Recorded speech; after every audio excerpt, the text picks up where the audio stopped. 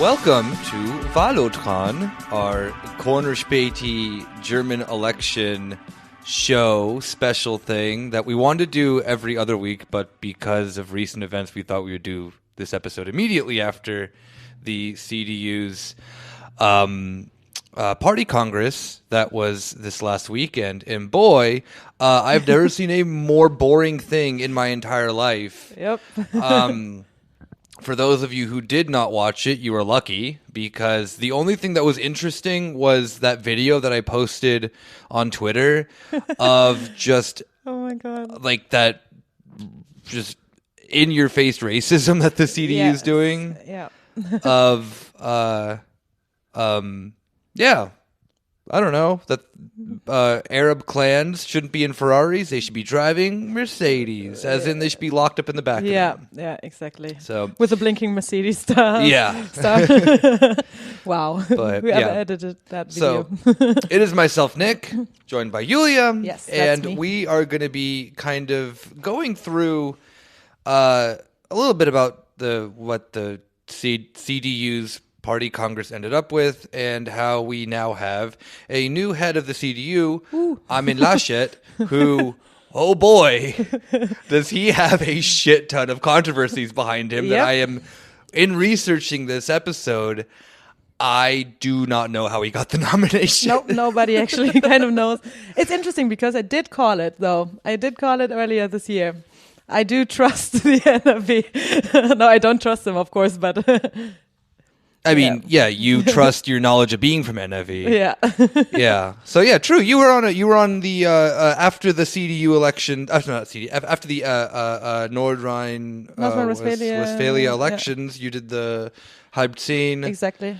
special, and you called this. Everyone, I think maybe even including myself, disagreed with you on this. That Yep. You said that Laschet would become the head of the party. Yep. And Ines and all the other people on the show told you that wasn't going to happen. And look, Yulia is absolutely right. Ooh, never wrong. Never Never. wrong. No one on Corner Späti's ever been wrong, Nope. except for me, where I predicted that Trump would win, and wasn't really like that wrong. He didn't lose by that much, so whatever. But yeah, so just a really quick rundown of the CDU's party congress is that it came down, obviously, as we talked last week, about Merz, Laschet, and Röttgen, with, in the first round of votes, Merz getting 385, and Laschet directly behind him with 380, Röttgen with 224, and I think after that I wrote into the group saying that then Laschet's going to win, because the majority of Röttgen's in the second round obviously went to Laschet, with him finishing at 521, Definitely. and Merz at 466. Yeah, with someone like Röttgen being kind of like, Proudly a centrist? yeah, proudly a centrist. It was clear that those votes wouldn't go to Merz. Yeah, absolutely. I mean, he was kicked out of the first round, I guess obviously. it's not enough to only have the Junge Union behind you. Yeah. So the young union. the young union. But so one of the funniest things afterwards was not so much Laschet.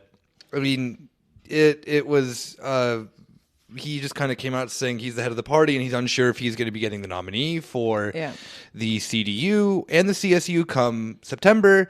But that the funniest being Merz immediately being the sore loser that he is, thinking that then he's going to be getting the economic minister come when new coalitions are formed in after the election, September 26th.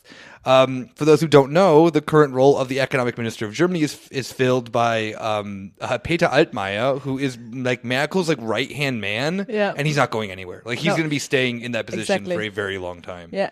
I mean, come on. He says buying stuff is patriotism. So. Oh God.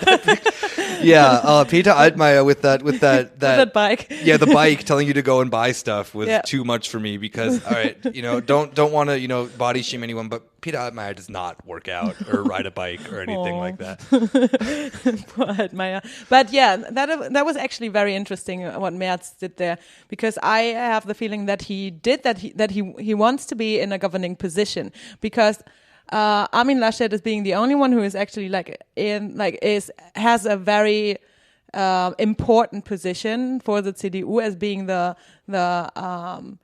the head of state in North Rhine-Westphalia, which is where you're from. Yeah, where I'm from, and which is where everything's going perfectly fine, as we'll totally be getting to. NRW always. Yeah. So North Rhine-Westphalia is the biggest state in or Bundesland in Germany.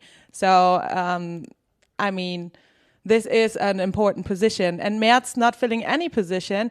And actually, there were a lot of people in the CDU saying, "Okay, we need someone who has the experience of being in a governing position, like being in government, I just think that it's funny because Merz is just like on the board for BlackRock, thinking that he knows economy, and it's like, dude, you're literally a finance bro. Please go away. Yeah. I mean, he leads the economy council of the CDU. Which is not a council that I would have any respect for. Exactly. Sorry. So yeah, he started being very horny for an important position, saying, "Oh, well, let me have this one." Yeah, this position though is the position that destroys every male with too big of an ego. Yeah. Because remember who the last person to ask for this position was? Ooh. Christian Lindner. And asking for this position was the main reason that no one wanted to go into the CDU didn't want to go into a coalition with the FDP, because Lindner's like, oh, like, look at me, I'm so sexy. Cool, I'm so sexy, digitalization, am I right?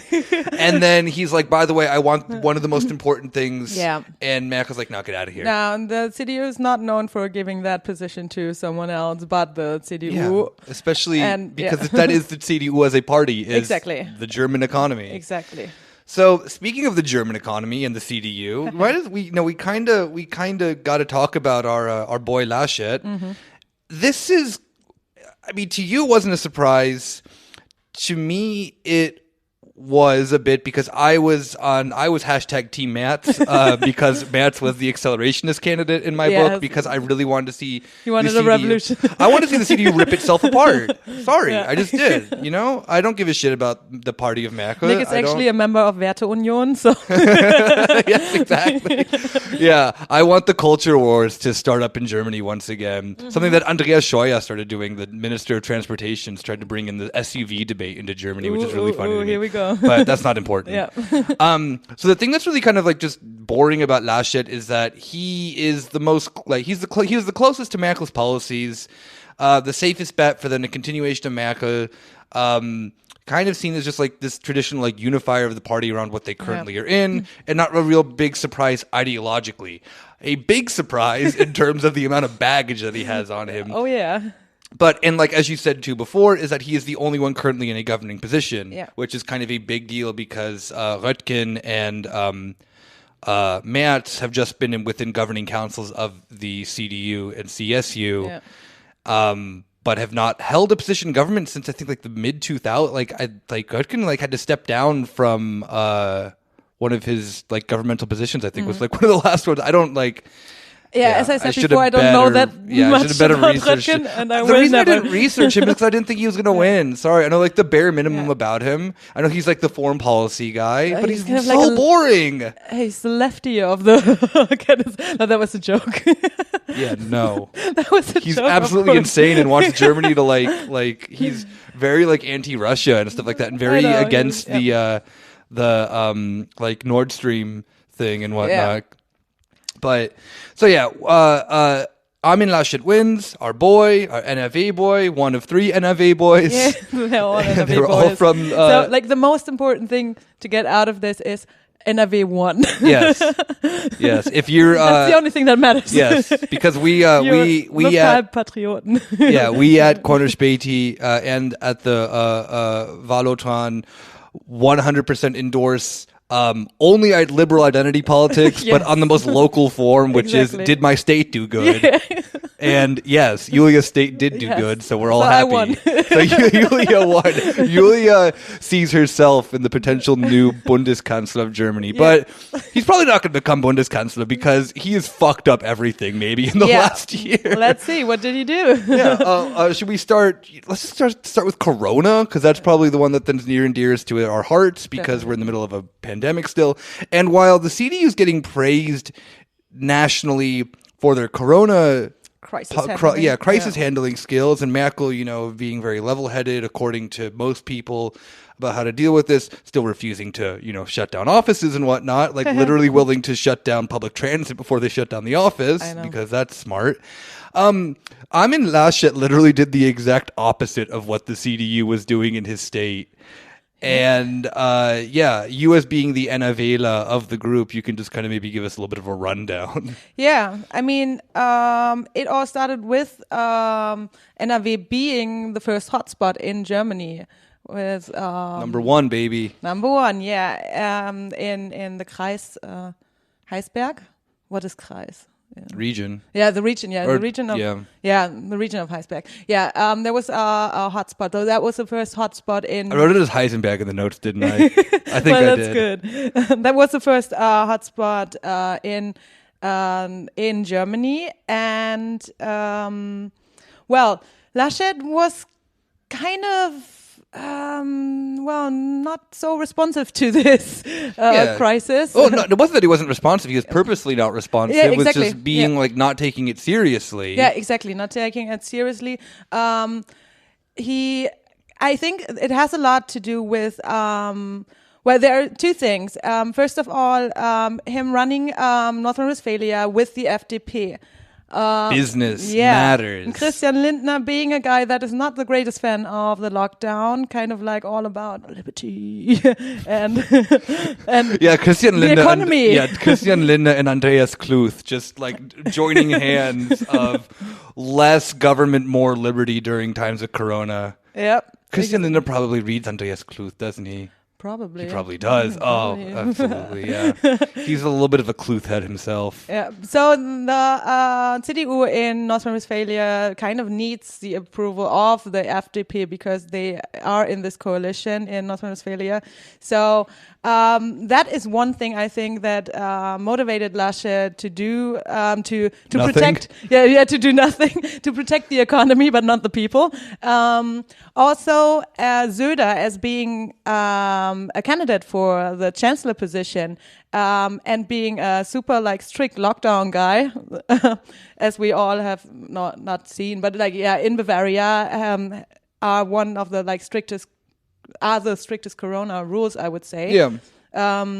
So Laschet wanted to be the other guy, the guy that. Yeah, Laschet's you know what? You're at your dad's, you don't like your dad, whatever. He's just too controlling.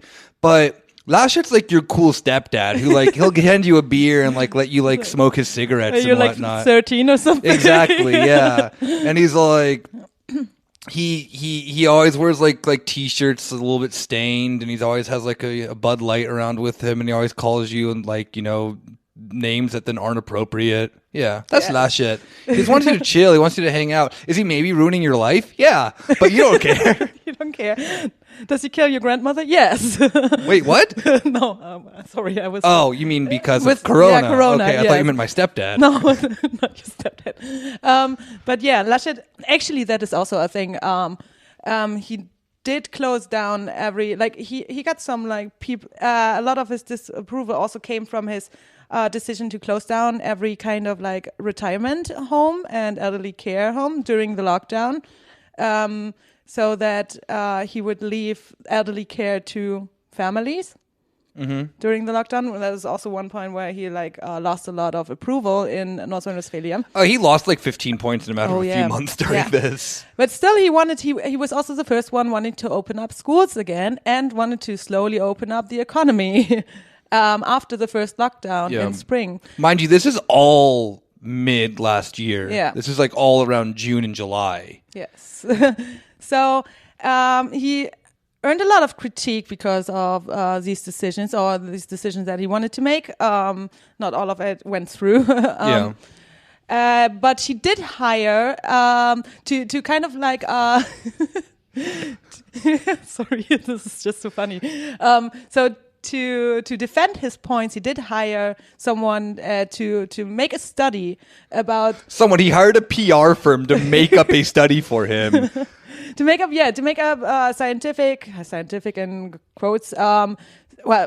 it was scientific, but still it was like super quickly written because he needed it now. Yeah. So he kind of he hired someone to make a scientific study to have a scientific backup for his for his behavior, his policies. Yeah. Scientific. You're using that word as loosely as you possibly can. I mean, yeah. It was he hired he hired a PR firm to make policy for him, which is so fucking stupid and corrupt. Like it's the thing that he was even the funniest is like the former head of bid thought it was a great idea. That just shows how shit your idea is that a far right wing publication in Germany thinks that what you're doing is good because in the end of the day it's gonna be good for German business. Yeah. Fuck God, he's such a buffoon. I don't know how he won. Well, you called it the high spec protocol in our notes, which I really enjoy. Yeah, Germans love calling things protocols, don't they? So he wanted to downplay his corona measures. He wanted to justify what he did, scientifically justify what he did. So Laschet was really fighting there against the criticism that he for his lax policies. Sorry. Yeah, and then it just ended up with being that there was also just not enough stuff going around in general. There was not enough hand sanitizer, just sanitation stuff in general in NRW, especially at schools that were, supposed to close. But then Laschet was like, oh, no, we're going to last minute keep them open to a bunch of confusion from students and schools themselves and whatnot.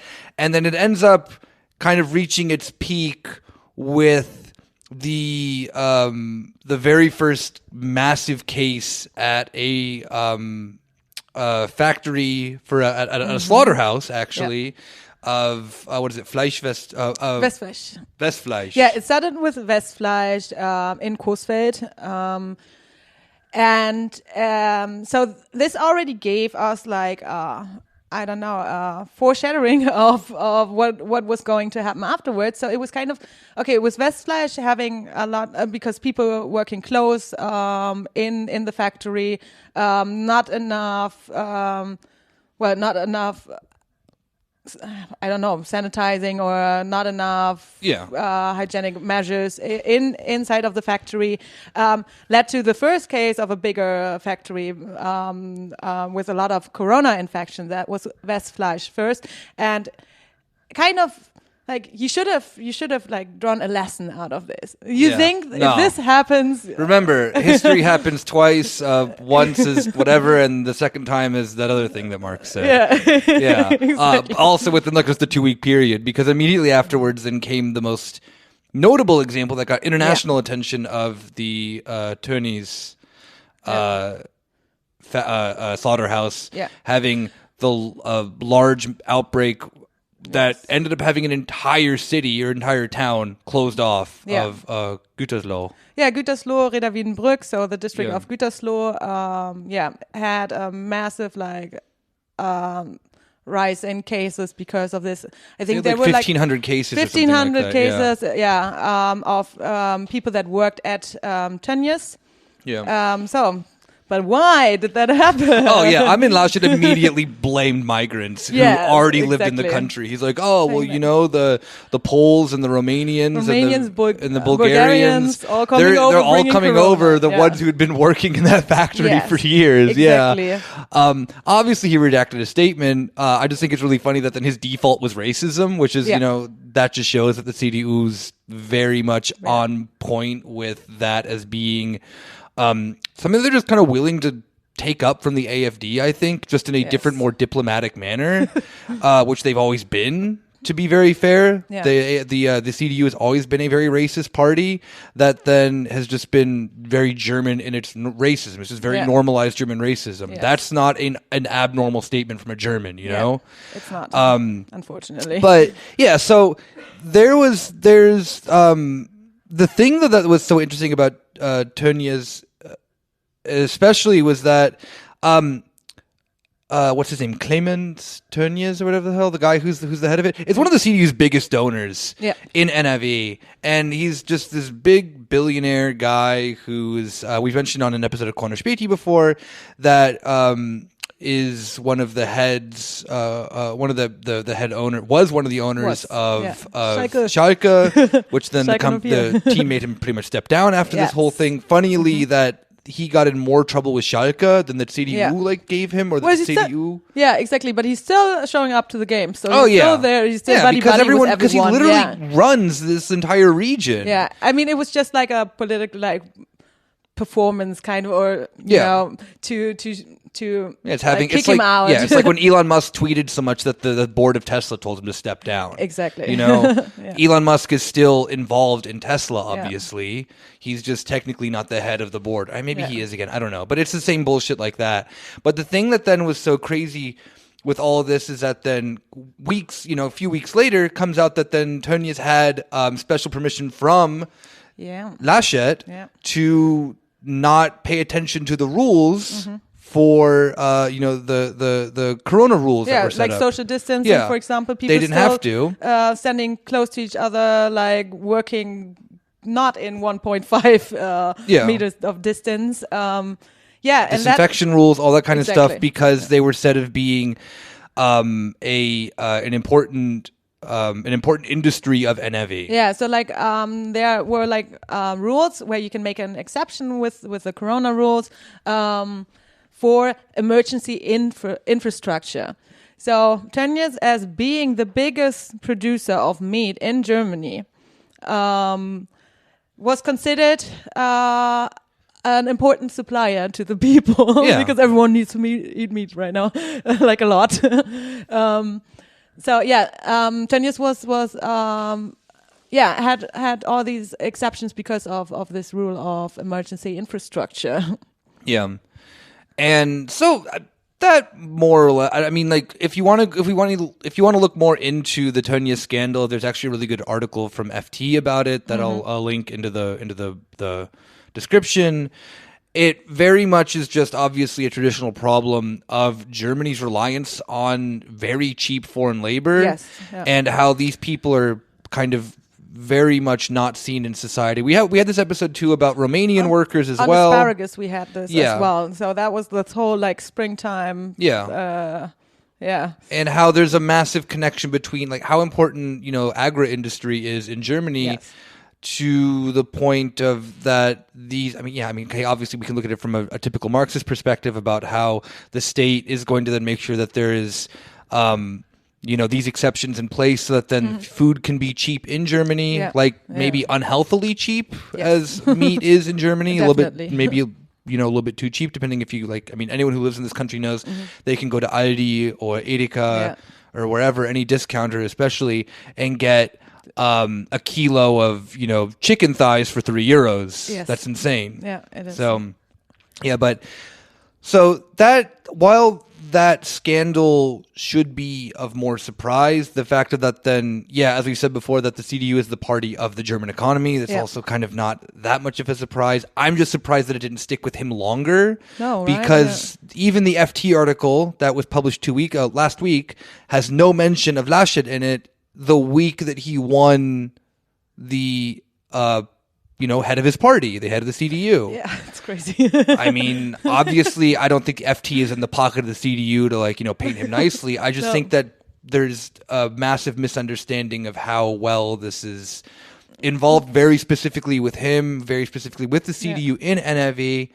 And after this scandal, there were a lot of journalists saying, "Okay, this cost him the chancellor position, or the chance to become the chancellor." Yeah. And now it's just a thing of the past. Maybe it's just an NRW thing. Maybe it literally is something that only people in NRW were talking about because it's such a big part of the economy there, and the rest of Germany was just like, "Oh well, fuck it, whatever, we don't care." In comparison, maybe someone like Merz and Röttgen.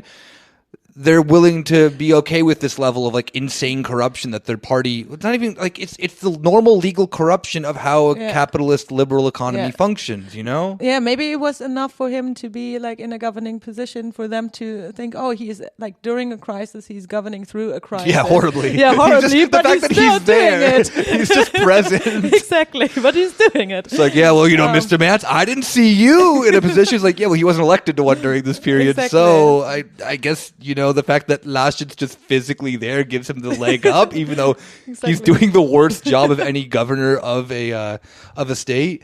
But that's not the only controversy that he has. This one may be the wildest controversy that I've seen of someone in Germany, mind you, because this is not compared to anything that we've talked about on regular Corner Späti of, you know, okay, maybe I have to take that back. The VW gas scandal with journalists just ending up dead is insane. Yeah. But this is much smaller, a little bit cuter, a little bit of a, you know, not so German vibe to it. For those who don't know, Armin Laschet's son, Johannes, but he goes by Joe Laschet. Joe Laschet is an Instagram influencer. Yeah. And you would think, okay, what does being an Instagram influencer have to do with a possible public procurement fraud? Well, you're about to, you know, maybe find out. Yes. So, this also goes back to spring 2020, but it just kind of was discovered recently. Because he just won and everyone realized that his son looks exactly like Jan Böhmermann, and you cannot tell me that they're different people. So, it's interesting because you might have seen on Twitter a lot of pictures of Joe in comparison to Jan Böhmermann, or just in general, saying like, you mean the one that German Ryan Gosling? Yeah. Yeah. Oh God, yeah. He's a very just normal looking person. Yeah. Yeah. Not the sorry. Well, he likes suits and he likes watches. So yeah, and he also likes committing fraud with his dad. So yeah, Laschet, you know, mafia crime family coming to NRW. It'll turn into the, you know, NRW's the Calabria of Germany. Oh my God! So but goofier because there's carnival. Oh my God! Yeah. Which, if you don't remember, that is where Laschet did announce his candidacy. Because everyone wanted him to. The whole audience was saying, "You do it, you do it," and Laschet was like, "No, how could I?" Yeah, something like that. Okay, yeah, sorry, go on. But yeah, so right now, NRW, North Rhine-Westphalia needs about like 1.25 million masks for the police, because you know, NRW police, they are out there and they like to get close. Yeah, they got to get real close to you, you know, make sure that you're not breaking the law. Yeah, and these masks were supposed to be acquired from Van Lack, which is a fashion house, I don't know, fashion company. With like luxury kind of like fashion. I think something that Joe would like to wear or does. Possibly. And but this time they are not going to be acquired from Van Lack anymore, because there was a law case going on. Because in spring, actually, they did acquire a lot of masks from this company, and also scrubs for hospitals. And it turns out that his fashion influencer son, Johannes Joe Laschet. Yeah, Johannes Joe Laschet. Established the contact in spring, the contact between Van Lack, the company, and his father, the head of NRW, to acquire more than 10 million scrubs and also masks through what, well, I guess they call it direct procurement. Yeah, just, you know, shoving money under the table while then they just get the contract without anyone else having an opportunity to bid on it. Yeah, no competition. And mind this, like a contract was worth 45 million euros. Yeah. And it also turns out, so they did that in spring, saying it was due to the urgency and like my son. Yeah, and my son being an influencer. So due to like an emergency state, they were kind of Laschet tries to like play it down, saying, okay, we really needed these masks, and well, we just happened to have this contact. It's not like North Rhine-Westphalia has like doesn't have So like any, they don't have industry. They have no textile industry. Yeah, There's exactly. no industry whatsoever in NRW at all. At all. It just, like it's weirdly one of those places that is not post-industrial after the 90s and 2000s. Yeah. No. But aside from that, no, there is Exactly. no one else who could make masks Yep. No one else, just this company. who happens to be the company that then is giving your son clothes. Yes. So he doesn't have that many likes on Instagram too, which is even funnier. Sorry, keep going. I'm going to find Yeah. how big his platform is. Well, it also turns out that these produce scrubs and masks. I don't know about the masks, but the scrubs seem to suck. Because a lot of hospitals in North Rhine-Westphalia declared that they are not using them anymore because they rip. Joe Laschet doesn't even have 100,000 likes on Instagram. What a garbage. That's not an influencer. You know what? I'm going to follow him. Please do. So these scrubs, they suck. The doctors wouldn't even use them. No, exactly. There are a lot of them are stored in some like closets or something like that because they wouldn't use them. With Van Laak, saying that their product is like made in the best quality and fitting for the occasion, which the occasion is a pandemic. Corona, yeah. Exactly. So they try to defend their product, but it's not actually really used in the hospitals. I think the masks are, but anyway. So due to this, somehow, even though the quality is not even the best that you can get, apparently, they still wanted to give them the other contract? Yes. For So the they just mask. completely fuck up and they're like, oh, hey, again, sure. Yeah, great. Second time's the This charm, worked. right? Yeah. That's how the saying goes. Okay, cool. Well, but this, sorry. Yeah, no, sorry, go on. Yeah, but this time,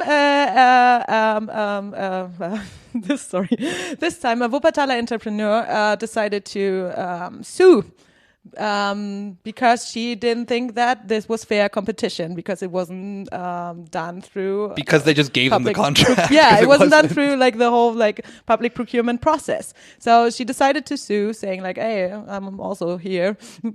Like, let me compete." Probably having a lot of backup from like other big companies in North Rhine-Westphalia because they are. Wuppertal's not in NRW, though. Wuppertal is in NRW, of course. Oh, okay. Yeah.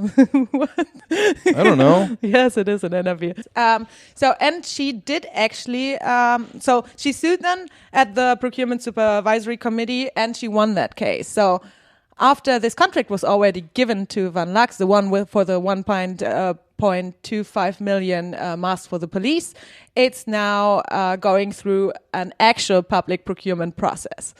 So nobody. You know what? I love public procurement. Right? This is Me too. absolutely not one of the easiest things to either do fraud in, as we've seen on multiple occasions on covering Europe is probably one of the most common frauds that we come across as public procurement. Yeah. I love seeing it happen in Germany, though, for once. I do like the change of pace, given if any political party were to do public procurement fraud, it would be the CDU because they are the party of public-private partnerships. Yes. That's their bit. So I don't really have much more to say about Laschet. It's just that there are these two really silly. Well, one's not a silly scandal. One's very serious, and actually, I mean, both have impacted the lives of people in NRW, especially. But the fact that then his weirdo influencer son is somehow tied into the second one is just kind of brilliant to me. And I really, I saw actually hilariously a poll today of like what people think of the possible chancellor candidates from the CDU, and there's no competition between Söder. Yeah. Like Laschet's at like 20-something%, whereas Söder's killing it. Söder's killing it. Yeah. So I honestly do not see this guy being anything more than the position that he is. Yeah. He's too much of an absolute buffoon. Yeah. He loves to work with friends, though. Yeah, that's fine. Like Söder won't. No, of course. Yeah. I mean, I don't know. Like, have we talked? I think we talked about this last week in the sense that Germans just really like this idea of just like a clumsy man as like their leader. Well, then the women are just like there to dom them. Yeah. Like cold I mean, Merkel, andere Annegret Kramp-Karrenbauer, yeah, the former head of the CDU. Very, you know, cold, emotionless women. Ursula von der Leyen, also not, the nicest, cuddliest person. But all the dudes, Söder, will go to Las Vegas, get plastered drunk, and what is it? It was like, so what happens in Vegas stays in Vegas when he's just like drunk at the Hofbräuhaus there? Yeah, you have immunity, like Bavarian immunity. Yeah, exactly. At the Hofbräuhaus in Las Vegas. Also, Armin Laschet going to Carnival, having possibly great drunk time. when he took his, when he was saying he should run for the head of the CDU. Yes. I'm not gonna draw any conclusions. My boy looked a little loosey-goosey, a little bit more loose than they're normal. Just having fun. It's Germany. Exactly. But that's the thing, though, is that Germans... Get drunk, have fun. Yeah, they want just, like, Germany... Like, I know that this is, like, always a thing. There's always a poll in the United States of, like, which candidate would you want to have a beer with? And... it doesn't work in Germany because all the dudes, it's like, well, yeah, everyone. Yeah, except for Olaf Scholz. And like Christian Lindner probably is a weirdo and drinks like only like gin and tonics or something like really like, no. He's not a gin and tonic drinker. He's a psychopath who thinks that he's really, really cultured because he drinks things like Manhattans or an old fashioned or something like that because he watched Mad Men once. He's like, damn, this is my vibe. Exactly. So aside from these two, everyone else, yeah, you could just chill with and drink a beer with. Yeah.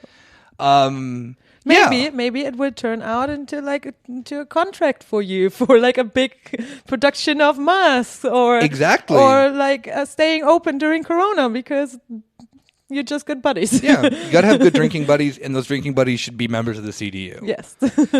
And so that is the new head of the CDU. And I'm looking forward to what is to come. Yes, me too. And we will see you guys all. I'm assuming in 2 weeks because we want to do these every other week now. Mm-hmm. We plan these differently, obviously, because of urgent news. But yeah. So see you guys all in 2 weeks. Bye bye. Bye bye.